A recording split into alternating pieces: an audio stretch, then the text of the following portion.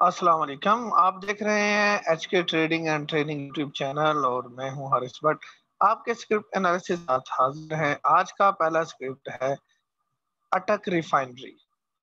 ये अपने एक स्विंग मोड से साइडवेज में एंटर हुआ है।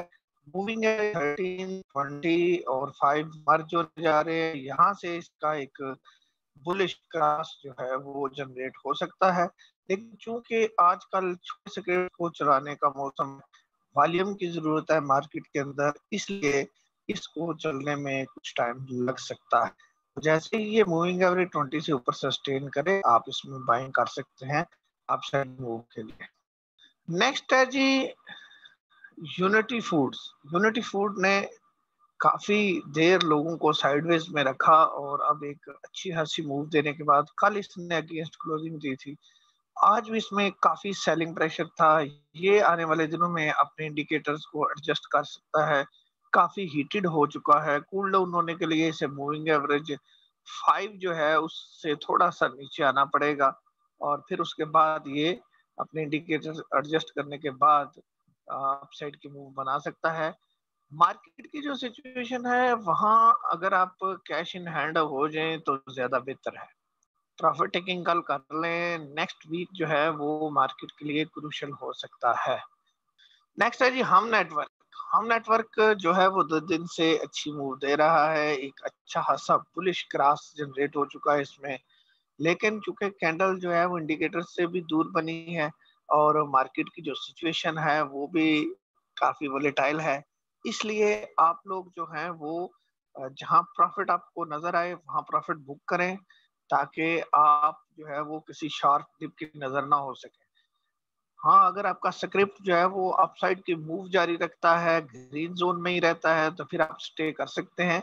लेकिन अगर उसमें प्राइस रिजेक्शन आए तो आपने फौरन उसमें प्राइस जो प्रॉफिट है वो बुक करना है, ताकि नेक्स्ट वीक के अंदर जो सिचुएशन बनने जा रही है उससे आप बच सकें। नेक्स्ट है जी आरएफ हबीब लिमिटेड। ये स्क्रिप्ट जो है वो एक किस्म की सीजनल मूव देता है, ताहम 2 से 3 रुपए के अंदर काफी फ्लक्चुएट करता है। ये स्क्रिप्ट आपको 50 रुपए से नीचे जब मिले तो फिर वहां पे आप इसके बारे में सोचा करें। यहाँ से ये कभी कभार मूव देता है बहुत ऊपर। असल में एक ये स्क्रिप्ट और एक AKDCL, इनकी कहानी कुछ सेम है। तो बेहतर ये है कि आप किसी अच्छे और काम के स्क्रिप्ट में काम करें। इसमें अगर आपके पास कोई इंफॉर्मेशन हो या इसके पे आउट्स या इसकी जो बोर्ड मीटिंग है उसके राउंड अबाउट अगर आप इसमें काम करें तो ज्यादा बेहतर है। ताहम अगर आप इसको टेक्निकल देखें तो टेक्निकली जो है वो इसके इंडिकेटर्स मर्ज हो चुके हैं, एक बुलिश क्रॉस आ सकता है। लेकिन अगर मार्केट ने डिप ली तो ये मार्केट की डिप की नजर भी हो सकता है। काफी ज्यादा अपसाइड पे प्राइस है इसकी, यहाँ पे फ्रेश बाइंग से इसमें अवॉइड करना चाहिए।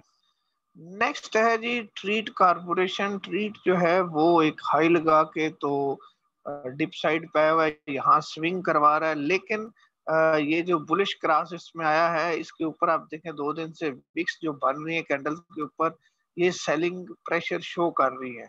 इसमें बगैर स्टॉप लॉस के ना बैठे। इसमें कुछ फंड्स की होल्डिंग जो है वो कम हो चुकी है और ये आपको ऊपर की तरफ स्टक भी कर सकता है। लिहाजा जब भी आप इसमें बैठे तो आप स्टॉप लॉस के साथ इसमें ट्रेड करें। नेक्स्ट है जी गनी ऑटोमोबाइल्स गेल। इसका जीवीजीएल के साथ मर्जर होना था, लेकिन उस न्यूज के बाद ये काफी देर साइडवेज में रहा और न्यूज भी दब गई। अब 2 दिन से इसके अपर लॉक्स हैं और आज के लॉक को देखें तो गैप अप ओपनिंग है बहुत ज्यादा। तो ये चीजें जो है ना वो नॉर्मल नहीं है। आप लोग जो आज की क्लोजिंग है यही स्टॉप लॉस रखें, क्योंकि अगर इसने अगेंस्ट क्लोजिंग दी तो ये नीचे वाला गैप फिल करने भी आ सकता है। वॉल्यूम भी देखें तो काफी ज्यादा है। आरएसआई को देखें तो ओवर हीटेड हो चुका है आरएसआई इस मुकाम पे। तो आप इसमें अगर ट्रेड कर रहे हैं, पहले से बैठे हुए हैं, तो स्टॉप लॉस के साथ बैठे रहें। नई बाइंग जो है वो रिस्की हो सकती है। गनी ग्लोबल होल्डिंग GGL, इस प्राइस पे 42 के राउंड अबाउट इसमें प्राइस रिजेक्शन ऑब्वियस थी। यहाँ प्रॉफिट टेकिंग होना थी। ये अपना एक साइडवेज जोन, जिसको छोटे स्विंग में हम अक्सर डिस्कस करते हैं, उसमें इसने कन्वर्ट किया हुआ है। और यहाँ से ये थोड़ा सा अपसाइड यानी 37 से आप कह सकते हैं कि 42 43 तक इसकी मूव है। जिस दिन ये 44 से ऊपर क्लोजिंग दे गया, उस दिन ये अपने नए जोन की तरफ अपनी मूव को कैरी ऑन करेगा। ताहम आप इसमें जो स्ट्रेटेजी है, वो जो इसका पीछे से स्टाइल चला आ रहा है, buy on dip sell on strength, काफी जानदार स्क्रिप्ट है। और इसमें मैं सेकंड टारगेट देना चाहता तो हूँ, लेकिन लोग फिर पूछना शुरू कर देते हैं कि जी ये कब होगा। तो मैं आपके सवालात से बचने के लिए ये कह रहा हूँ कि ये बहुत अच्छा स्क्रिप्ट है और बहुत दूर तक इसको भी देखा जा सकता है, और इसके जो छोटे भाई है वो भी इसके पास आ सकता है। तो बहरहाल buy on dip sell on strength strategy इसमें ठीक है। कैपको कैपको जो है वो एक बुलिश क्रॉस के बाद अब दोबारा बिरिश हो रहा है। इस पर मेरा ख्याल है वो आईपीपी के डिसीजन का भी असर नहीं हुआ। मार्केट जो है वो 2 दिन से काफी स्ट्रगल कर रही है, तो ये भी स्ट्रगल के बजाय बिरिश जोन में दाखिल हो चुका है। यहाँ इसमें से आपने एग्जिट करना था, क्योंकि क्रॉस इसका बिरिश हो चुका है। अगर आपने एग्जिट नहीं किया तो कल आप इसमें से एग्जिट कर सकते हैं इसी प्राइस पे, अगर ना फिर जो है वो आपको मजीद डिस्काउंटिंग इसमें देखने में आ सकती है। ये 40 रुपए की रेजिस्टेंस इसमें है, और अगर ये 40 से ऊपर सस्टेन करे और 42-43 तक जाए तो फिर 40 रुपए इसकी सपोर्ट बन जाएगी। लिहाजा इस स्ट्रेटेजी को मद्देनजर रखते हुए आप इसमें ट्रेड करें, यानी 37-38 पे बाय किया, 40 के करीब इसमें प्रॉफिट टेकिंग कर ली। नेक्स्ट है जी बलोचिस्तान ग्लास, बीजीएल, बेरिश एनगल्फिंग कैंडल, कल वाली प्राइस को भी तकरीबन खा गई है, और बेरिश ट्रेंड इसमें कैंडल वाइज कंटिन्यू हो चुका है। वॉल्यूम भी बहुत आया है, यानी माल कल भी उन्होंने दिया है और आज भी अच्छा खासा चिपका दिया है। तो बेहतर ये था कि आज इसमें प्रॉफिट टेकिंग कर ली जाती, क्योंकि जब कोई स्क्रिप्ट 2-3 कैप लगाता है तो लास्ट डे वाली जो क्लोजिंग होती है वो स्टॉप लॉस होना चाहिए थी।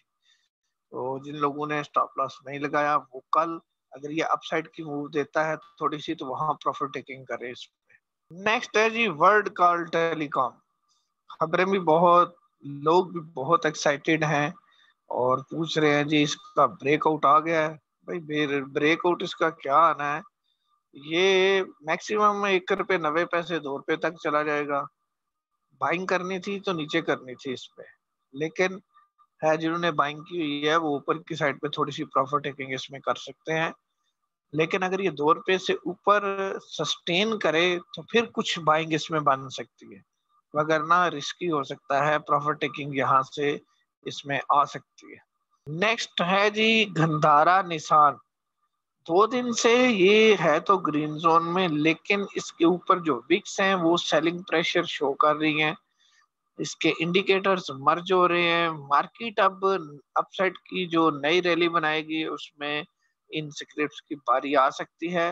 लिहाजा आप इनमें जो है वो अकोमोलेशन कर सकते हैं बॉटम साइड पे विद स्टॉप लॉस, क्योंकि बड़े स्क्रिप्ट हैं और बगैर स्टॉप लॉस के आप बैठेंगे तो 2 दिन भी अगर अच्छी खासी रेड कैंडल्स बना गए तो काफी ज्यादा अपने आप को डिस्काउंट कर लेंगे।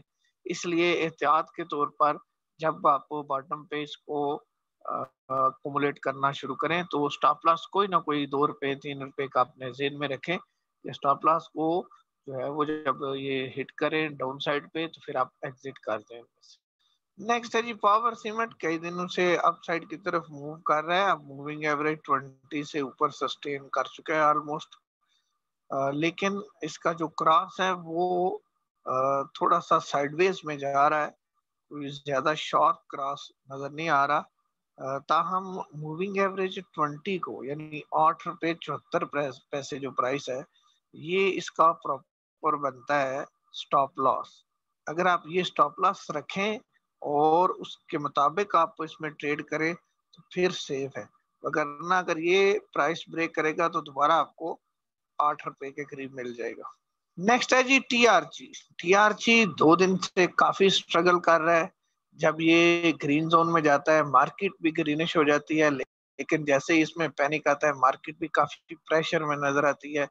तो मार्केट को अपसाइड पे रख के आज कई स्क्रिप्ट को डिस्काउंट किया गया। 2 दिन से कुछ खास स्क्रिप्ट्स के अंदर सेटलमेंट्स जारी हैं। मार्केट के अंदर अच्छा खासा वॉल्यूम क्रिएट हो रहा है, लेकिन ये मैं आपको बता दूं, चले मैं मार्केट के व्यू में बताऊंगा बाकी बातें।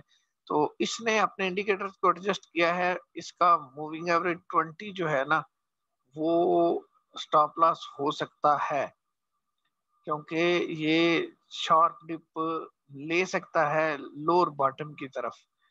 अगर वहां पे आए तो कोई ना कोई मजीद नीचे स्टॉप लॉस रख के वहां आप इसमें बाइंग कर सकते हैं, क्योंकि वहां से ये अक्सर जल्दी वापस चला जाता है और फिर एक हायर हाई लगाता है।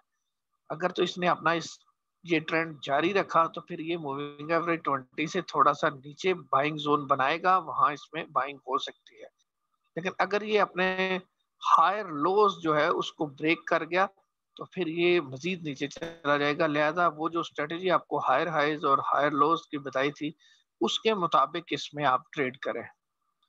नेक्स्ट है जी आगा स्टील इंडस्ट्रीज। ये स्क्रिप्ट अपने इंडिकेटर्स मर्ज करने जा रहा है, यहाँ से इसका एक बुलिश क्रॉस आ सकता है।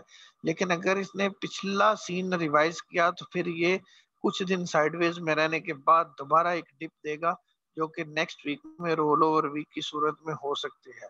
इसमें भी बगैर स्टॉप लॉस के काम करना आप लोगों के लिए रिस्की हो सकता है। नया स्क्रिप्ट है, कोई हिस्टोरिक बैकग्राउंड नहीं है इसका, तो एहतियात से काम करें, क्योंकि ऐसे स्क्रिप्ट में स्टक होके तो बड़ा लंबा अरसा वेट करना पड़ सकता है। और जिन साहब ने ये सब्सक्राइब करवाया है, जिनके पास इसकी सादा कंट्रोल है इसका, वो खुद भी स्लो है और स्क्रिप्ट भी उनके स्लो ही है। लिहाजा बगैर स्टॉप लॉस के रिस्की हो सकता है। नेक्स्ट है जी आज का लास्ट स्क्रिप्ट, वो है पाकिस्तान इंटरनेशनल बल्क टर्मिनल यानी PIBTL।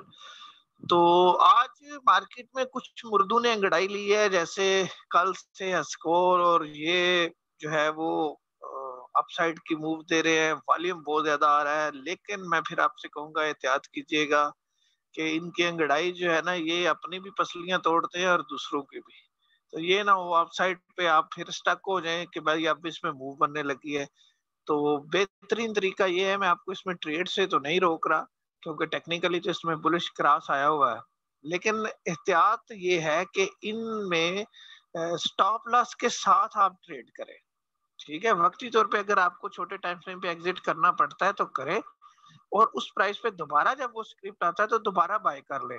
2 पैसे 3 पैसे कमीशन होगा, लेकिन ये है कि आप स्टक होने से बच जाएंगे। दोस्तों ये थे आपके स्क्रिप्ट और उनके एनालिसिस। मिलते हैं नई वीडियो में, इजाजत दीजिए, अल्लाह हाफिज।